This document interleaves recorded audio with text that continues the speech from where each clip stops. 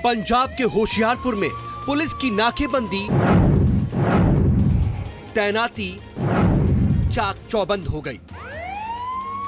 तलाश अमृतपाल की थी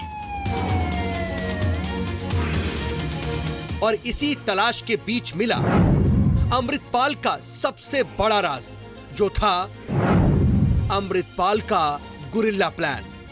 अमृतपाल का इरादा एक अलग देश बनाने का था, जिसकी गद्दी का हकदार वो खुद को बनाना चाहता था। उसी गद्दी के नापा ख्वाब को आगे बढ़ाने के लिए अमृतपाल एक आर्मी ब्रिगेड तैयार कर रहा था, जिसका ब्लूप्रिंट वो ढूंढ रहा था एक मिलिट्री हैंडबुक में। ये किताब क्या है और कैसे इसके जरिए अमृतपाल का गुरिल्ला प्लान आगे बढ़ रहा था, आपको तसल्ली से बताएंगे। लेकिन पहले जानिए अमृतपाल के इस राज का खुलासा कैसे हुआ।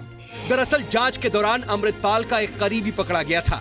उसके मोबाइल की फॉरेंसिक जांच में अमृतपाल की ये तस्वीर हासिल हुई और अमृतपाल के इस गुर्गे ने कबूला अमृतपाल अपने हथियारबंद गैंग को गुरिल्ला वॉर के लिए तैयार कर रहा था।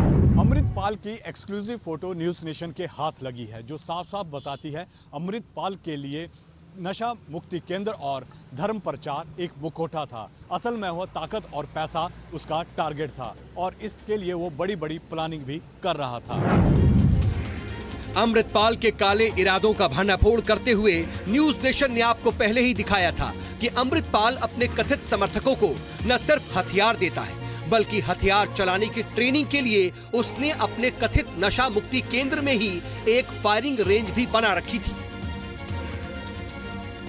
अमृतपाल से जुड़े जो वीडियो एविडेंस सामने आए थे, उनसे पता चलता है कि अमृतपाल के इस गैंग के पास .30 mm की rifle, pump action shotgun, double barrel shotgun, double barrel rifle, revolver और यहां तक कि बुलेट प्रूफ जैकेट जैसी वेपनरी मौजूद थी।